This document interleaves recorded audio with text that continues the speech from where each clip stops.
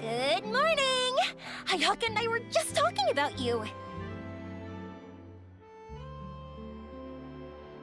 Is Chevra still not joining us today? Probably not. We haven't seen her either. Huh? That's such a pity. Director Farina said that we've only got a few small scenes left before wrapping up the entire thing. She even said that she'll get me into a couple scenes, so everyone will have a chance to shine in front of the camera. We were also planning on having a victory feast once we're all finished filming. You can join us, right? If only Chevros was here. I still haven't taken a photo with her. I'm afraid that can't be helped. Those special patrol folks are like phantoms when they've got a case on their hands. But to be honest, I'm even more concerned by what I read in the Steambird earlier this morning. It said that the killer in the murder case was none other than the author of the Two Musketeers. Oh yeah, I heard about that too. He came forward and confessed his crimes, but gave no explanation as to why he pulled the trigger. We didn't know about this case at all when we joined the film. Is it going to affect the reception of our work? From a pure publicity standpoint, this will draw a lot more attention to our film. I have to say, though, that no director can be perfectly comfortable with garnering attention through means other than artistic skill. To be fair, I feel like that ship sailed the moment you allowed yourself to be named as the director on our posters. It's not my fault that I'm super popular. What was that saying again? My popularity has, Sunk to an all-time low? spread to the four corners of Tibet.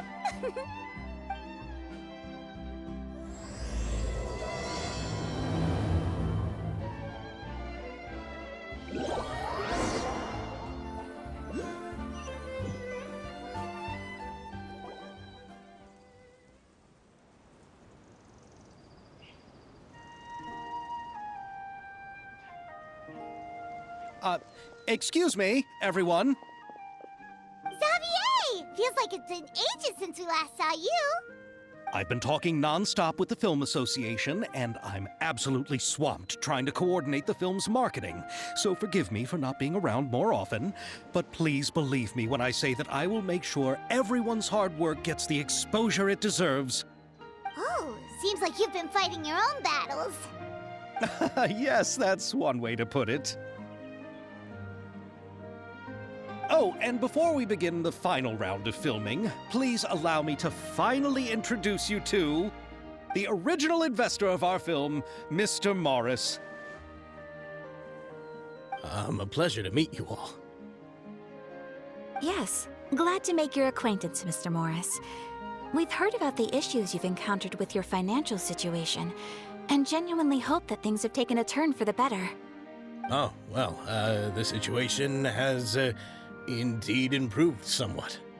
Don't worry, Mr. Morris. Accidents and last-minute challenges happen all the time. There's no need to blame yourself over it. The good news is that we're almost done filming now, and I would even say that this is the best story I've ever seen.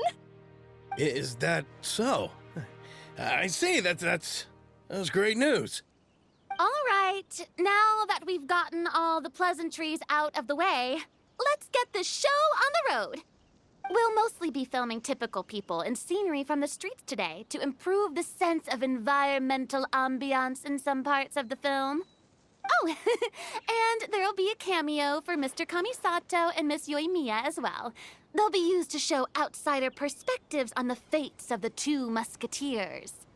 That's right. Ayato should be here any minute. Excellent! Then let's start with the scenery shots. Camera and clapper loader, you're up. Yep, we'll be ready. Remember, all we need are some wide zoom shots of the streets. If you happen to find some particularly lovely patches of flowers and grass, feel free to grab some close-ups of those as well. Ready? Lights! Camera! Action! Okay, now move the camera slowly. Try to focus on that flower. What's wrong? Just adjust the focal length a bit. Something the matter? Huh?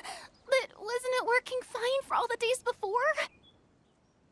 Veronique, can we try a different camera? No problem. How about this one? All right, let's give it another try.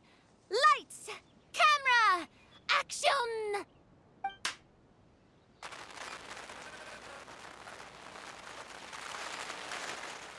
Don't tell me. This one is broken too. Veronique, do we have any other spare ones we can use?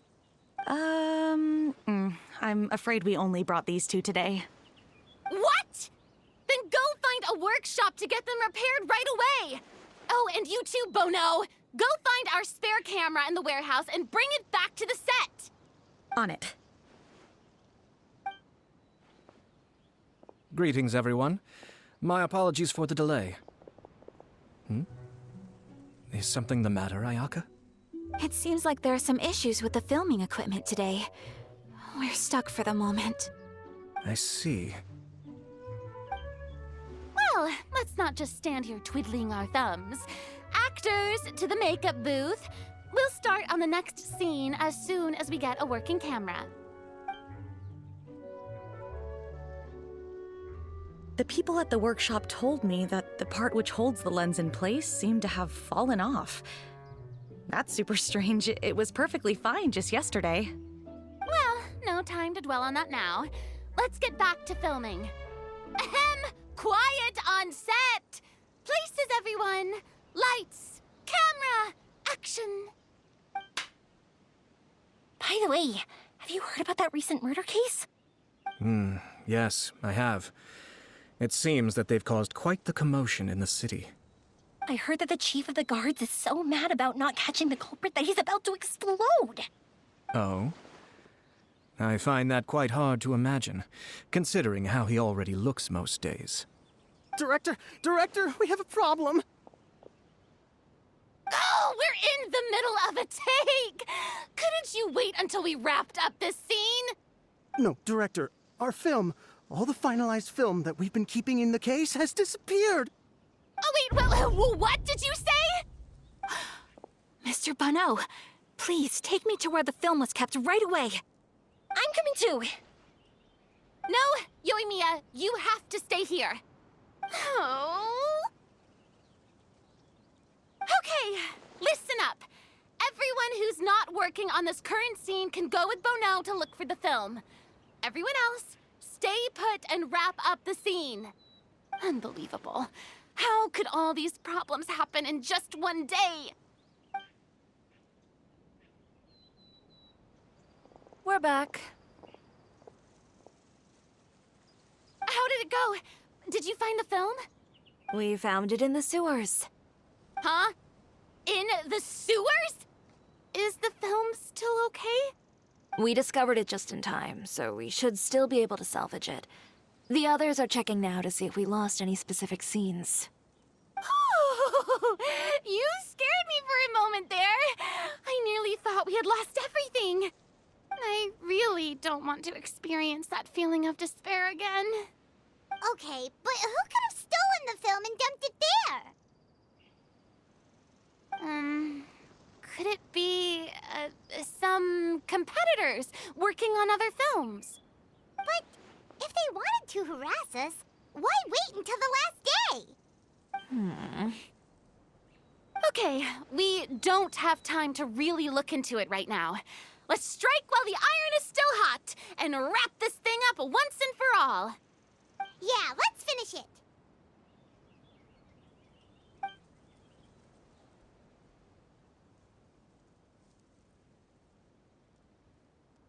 I would like to officially announce that our entry to the festival, The Two Musketeers, has now concluded filming! Paimon is spent. It's so late already.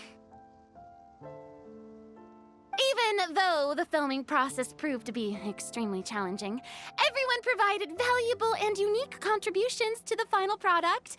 Thank you all for your dedication and support. And just like Director Farina, I would also like to extend my most heartfelt thanks to all of you. Really, you've all helped me so much. All right, let's save the awards speech for later and hopefully also get some rehearsals in before the real thing. Anyway, now it's time to party! Let's all make our way to the beach and have a celebration feast so loud and fun that even the blubber beast will want in. Party, party! Paimon wants to party!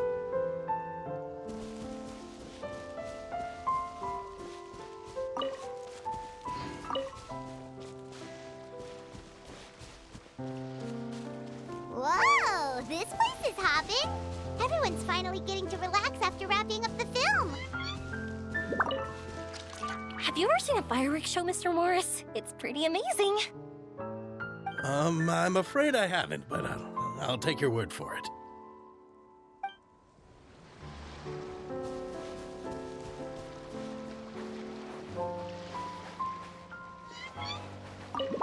Oh, this is turning out to be quite the party. Hey, Ayato! How's your work been going? Everything went rather smoothly. Thank you for your concern. Ayato told me that we've already confirmed the dates for some Inazuma Fontaine cultural exchange events. So the next time we visit, we'll be doing so in our capacities as the representatives of the Yashiro Commission. Oh, that's great! Then maybe Paimon will be able to find Fontaine detective novels in Inazuma from now on! Oh, wait. Wouldn't Yae Miko get upset if that happens? That would be stealing some of her business. You've got a point. She's always complaining that light novels have become bland and too predictable after all. The cultural exchange won't only feature literatures of both nations, of course. We have also made plans for cross-cultural engagements in the fields of gourmet cuisine, toy making, and artisan craftsmanship. Whoa! Paimon's getting super excited now! When the time comes, be sure to visit and participate in all the events.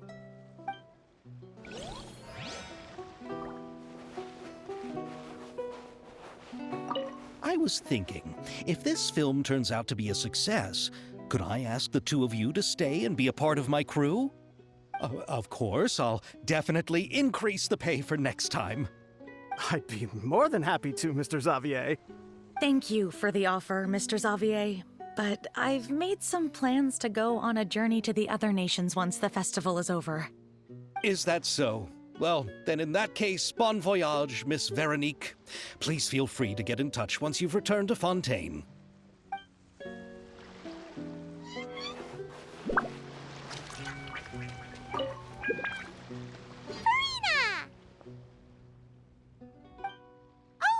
My darling clapper loader and camera operator, you've both worked really hard. Paimon thinks you worked even harder than us. Honestly, Paimon was getting a little tired of playing with the clapperboard by the end of it.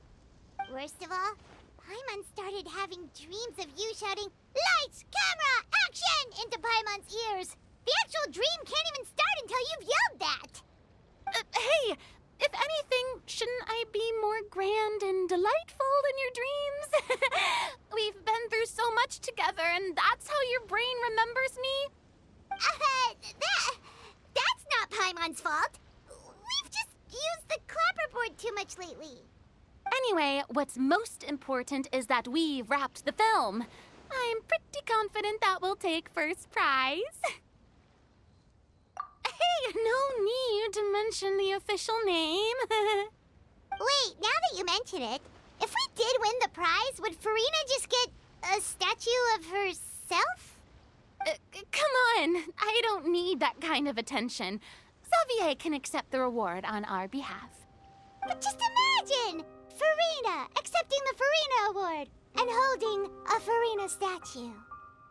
I'm going back to my dessert now. you all can keep discussing that on your own.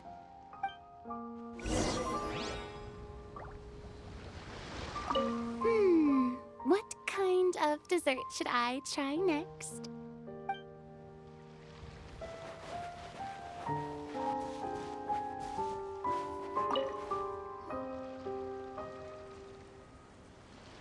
Chiori! Hey, you two. Are you not really into these kinds of big social occasions? Not particularly. But this is still better than Fontaine Fashion Week. But if this film becomes a big hit, people will definitely come flocking to your shop. Yes, that's highly likely. As long as the film can premiere as planned. Are you still worried about the case? That and all the obstacles we had to face today. You're right. It's as if all our bad luck just manifested at once. But why today of all days? No, it's nothing. We've already delivered the film to the editors, so there should be nothing more to worry about. How are you doing, Mr. Morris? You having a good time? Well, you could say that. Do you happen to know when the party is scheduled to end? Judging by how much fun everyone's having, I'd say probably not until well after midnight. Is there something that you still have to take care of at home, Mr. Morris? Oh, well, I'm just not a late night person, so I might take off shortly. Oh no! Silly me. I almost forgot something super important. Oh, what is it? I prepared a whole batch of fireworks for the party, but I forgot to bring them over from the warehouse. Fireworks, you say? Well, that's truly a pity. Sorry things didn't go as planned. Could you help me carry them over, Mr. Morris? I won't be able to fetch all of them by myself. Me? Are you sure that you can't find anyone else? I just wanted to make this a surprise for everyone. The warehouse isn't far from here. We'll be there in no time. Pretty please, Mr. Morris. These are some of the best fireworks I've ever made. So I also want you to see them before you leave. They're stunning. I promise that they'll be a once-in-a-lifetime experience that you'll never forget. But... It's okay. Just come with me. If we're sneaky enough, nobody else will see us leaving. All right. The warehouse is right over here. I moved the fireworks there in advance, so it shouldn't be too much work bringing them back. It's still a ways away from the party. Sorry about that, Mr. Morris. It's probably because I'm used to carrying fireworks all the time, so it doesn't feel like a lot of work to me.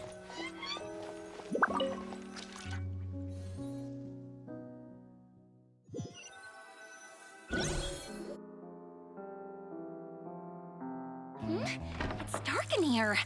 Wait here, Mr. Morris. I think the light switch should be somewhere over here. Why did I have to get roped into this? What was that?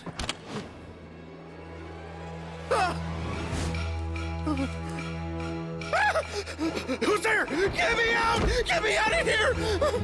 Did you really think you'd get away, Morris?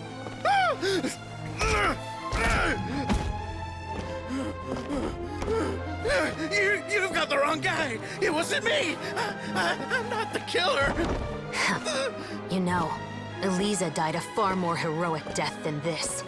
She fought your assassin to the end to save the children she had hidden beneath the floorboards.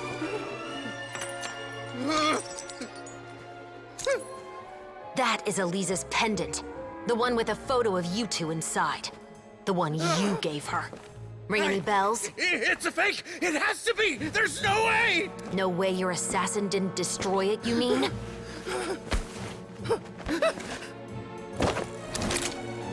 Did you ever love her, Morris? Or was killing her always the plan? No, please. Listen to me.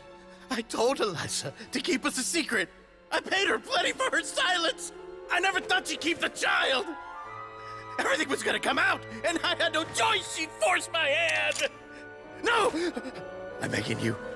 I have money. Just name your price, please! You can keep your Mora, and you can go to hell.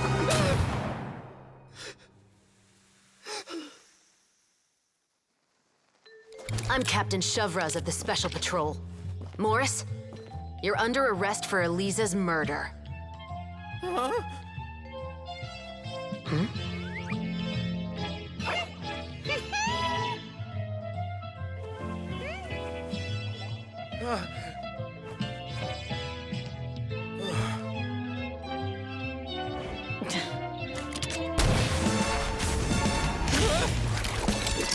You're under arrest too, prop manager Veronique. Or perhaps I should call you the Second Musketeer.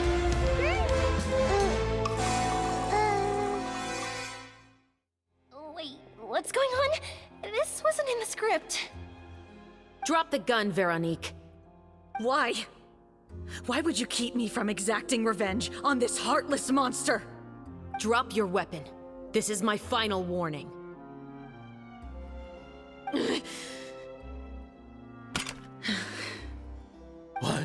What is going on? Do I have to spell it out for you, Morris? Everything that took place just now was staged to get you to confess the truth. But this last part is all improv, of course.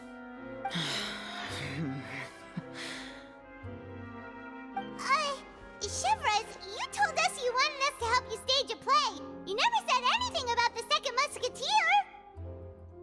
It's because even I had no way to confirm my theory until now. Thank you for your performance, Yoimiya. Could I trouble you to go and bring in the other Special Patrol members? They should be on standby just outside. Oh, and please tell the other cast members not to worry about us. We'll be rejoining them shortly. On it!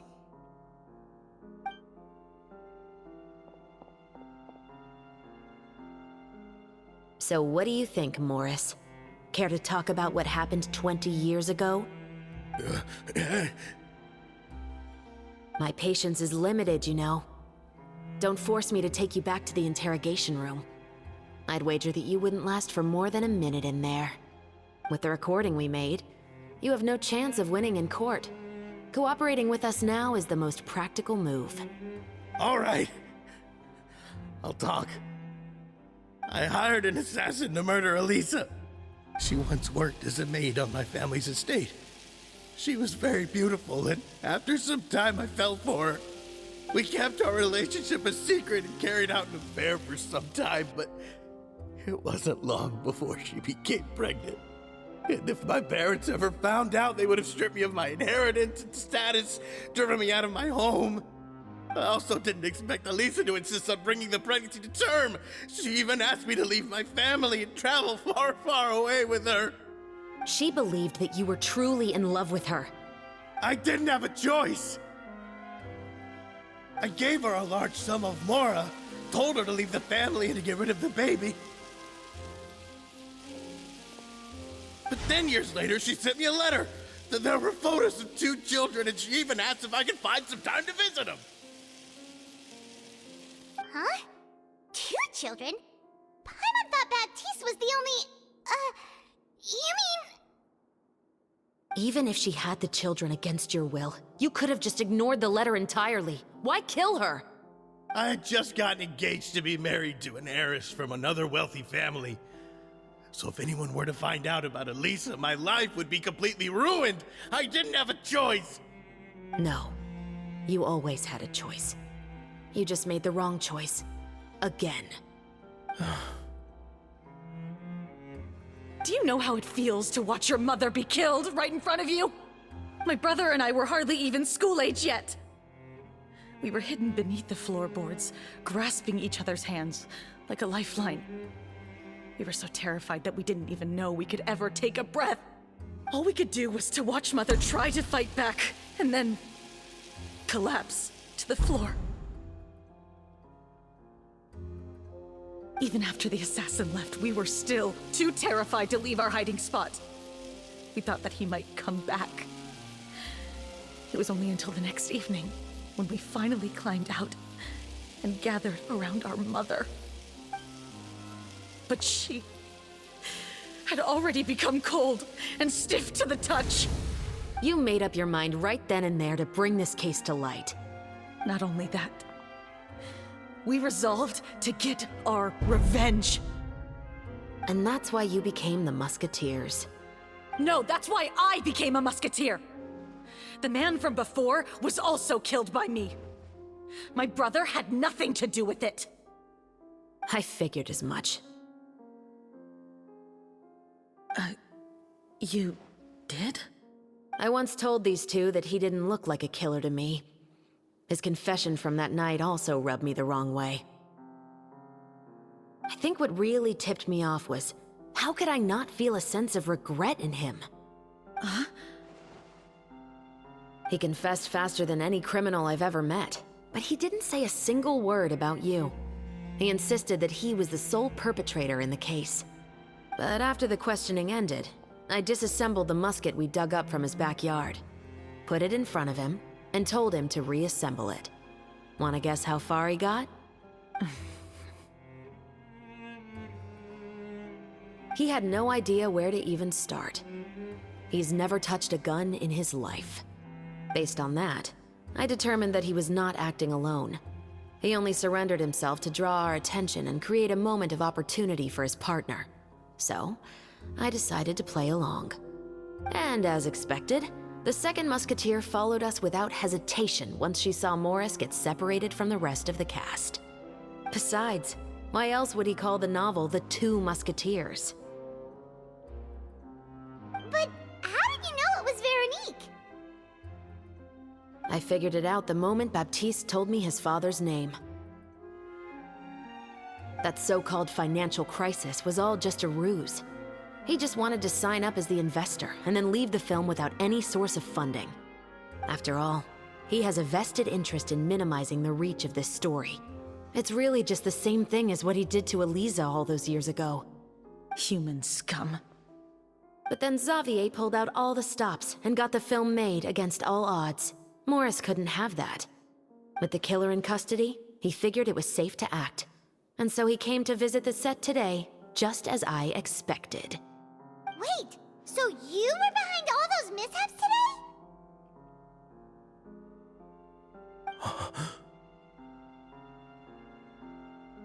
As for the identity of the second musketeer, I assumed they'd probably stay close to Morris and look for an opening. And if they already knew that Morris was the film's investor, then that narrowed the list of potential suspects as well. Furthermore, being the props manager would allow the culprit to avoid scrutiny by purchasing mechanical parts in the name of the crew. With that hypothesis in mind, I went back to check Baptiste's orphanage adoption records. Guess whose name I saw on the same page, just a few lines from his. My brother. He trusted you. As in, he trusted me to perform the deed on his behalf? He trusted you to stand on the side of justice. I am.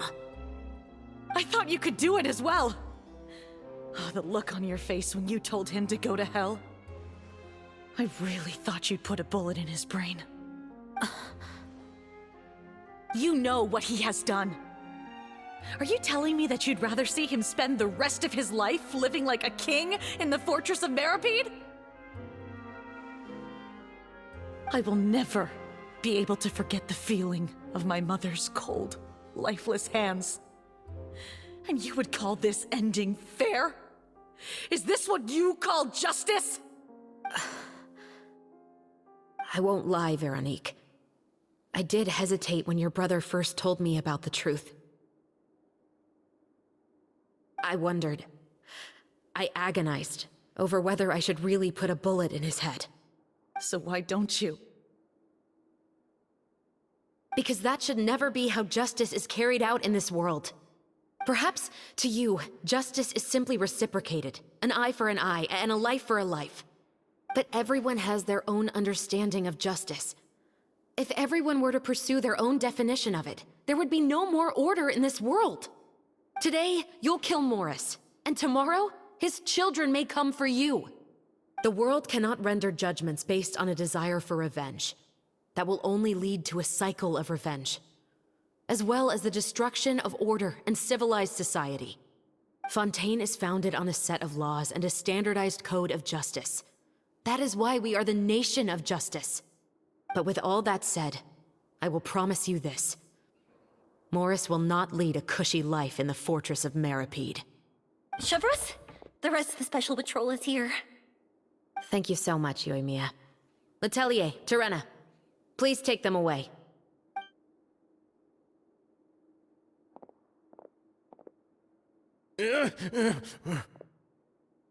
I still can't agree with your reasoning. I know. Justice has not been delivered. At least, not today.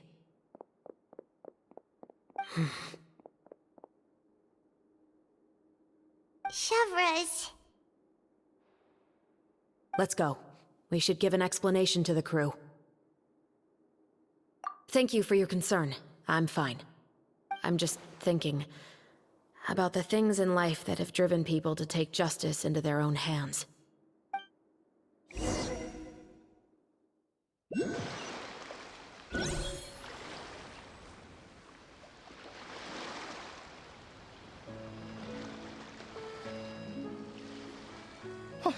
Who would have thought Morris would turn out to be...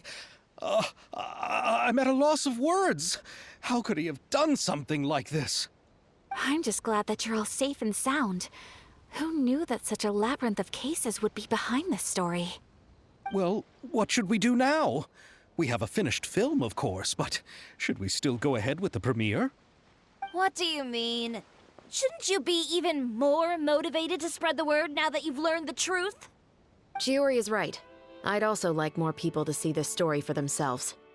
But the real ending of the story seems to have deviated somewhat from the one in the script. Is that still acceptable to you, Miss Chevros? The call is yours. We still have time to reshoot an ending if that's what you'd like. No, it's fine as is. I like what we have for the catharsis. Romanticism is what gives works of art their appeal. Fiction is able to explore means of restitution that could never work in real life. Just like the real world, the world of stories also has its own set of rules and justice. These different possibilities are what initially drew me to reading in the first place. Sounds good to me. I support your decision.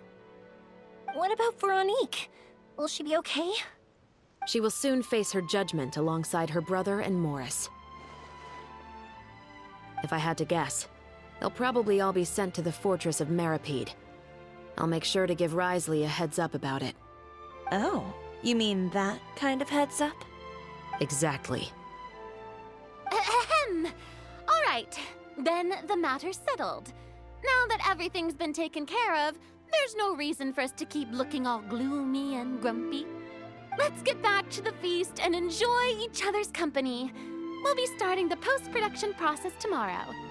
You should join us, Chevros. You missed the first few hours of the party, didn't you? All right. Count me in. Then I'll wait for you over there. There's still some good news that I'd like to share with Chevros. Traveler, Paimon, could you wait for me by the sea after the party ends? I'd like to go on a brief walk with the two of you. Thank you very much.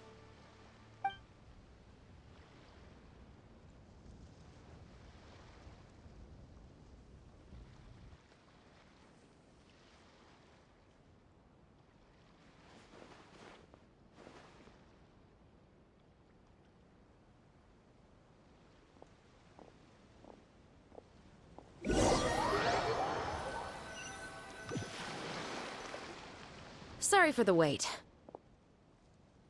Oh, we weren't waiting long at all. Is there something else you wanted to tell us?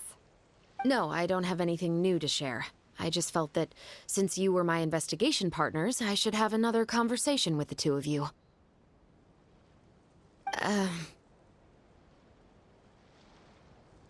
Traveler, how would you have responded to Baptiste's request if you were in my shoes?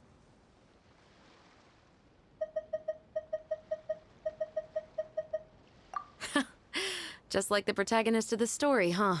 Can't say it doesn't suit you. When I was young, My father often took me here to swim. We'd come rain or shine, even when it was freezing cold. He told me that swimming was the best activity to train one's strength of will. You could never give up before reaching the shore, especially when the water was cold. Oh? Why's that?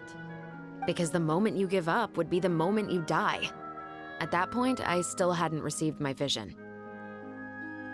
One winter, the chilly wind felt almost like knives on my skin, and the seawater was so frigid that it numbed my toes the moment I stepped in. I cried and begged my father to spare me from having to swim across, but he wouldn't listen.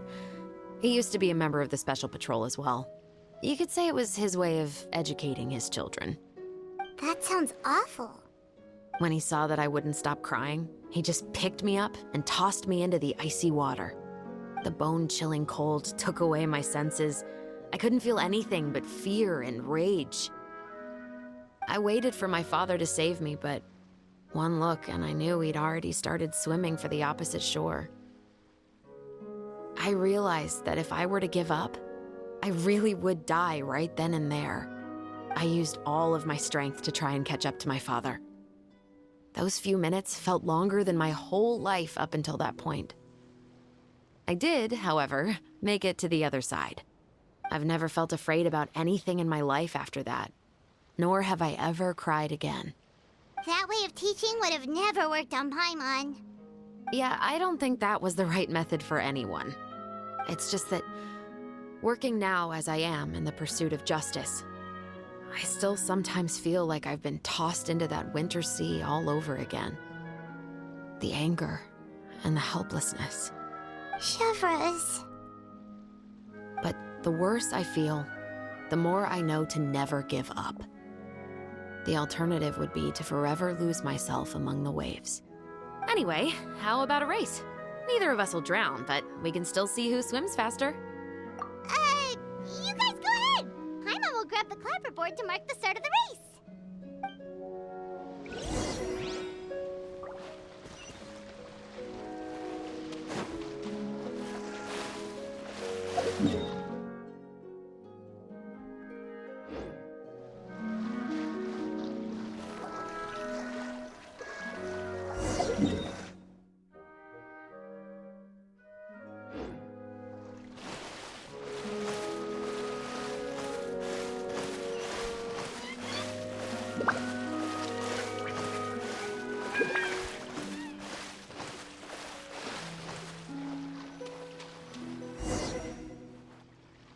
Whoa, that felt good.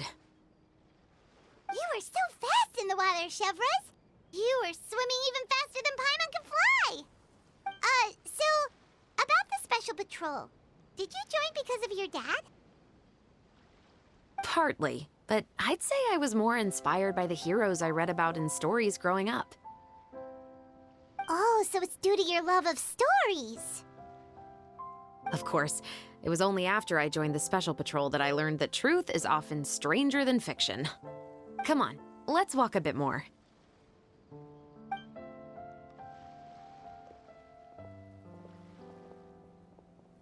To be honest, I do sometimes question whether the decisions I make are the right ones.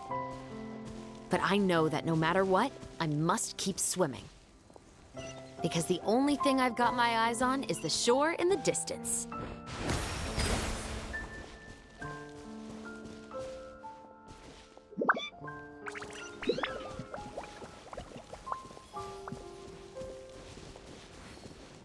Go!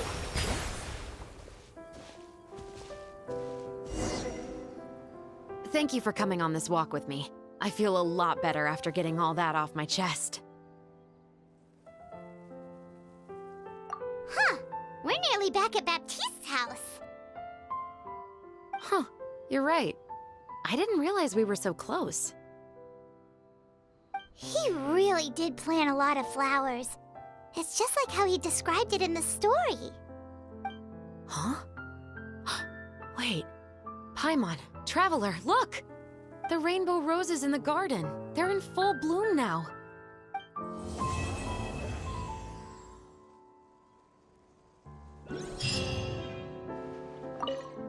Even though it's a bit late, I must thank you for investigating this case with me. Not on behalf of the Special Patrol this time. It's a personal expression of gratitude from yours truly. Oh, you want to hear more about my father? To be honest, I didn't spend that much time with him. He was always busy with the Special Patrol, so he would often return home really late at night. Some nights, he didn't come home at all. Once, he didn't come home for a long time, maybe a whole week or so. When I went out to buy food, I learned that he had become a criminal, and by extension, that made me a criminal's daughter. But we can talk about that another day. I actually have a lot of sympathy for Veronique and Baptiste. I can understand the hatred they feel for their father. But that doesn't mean I'll allow them to walk the path of evil, even if it might lead to another sense of justice. Films are different from the real world. They're a form of art and represent the wishes in people's hearts. I adore the Two Musketeers, and I'm very happy to have had the opportunity to act the role as one. I can't wait to catch the film when it premieres in the Opera House. I'm looking forward to seeing the audience's reaction to the climactic ending. Thank you for looking out for me. I'll see you at the award ceremony. I'd be very surprised if we don't win.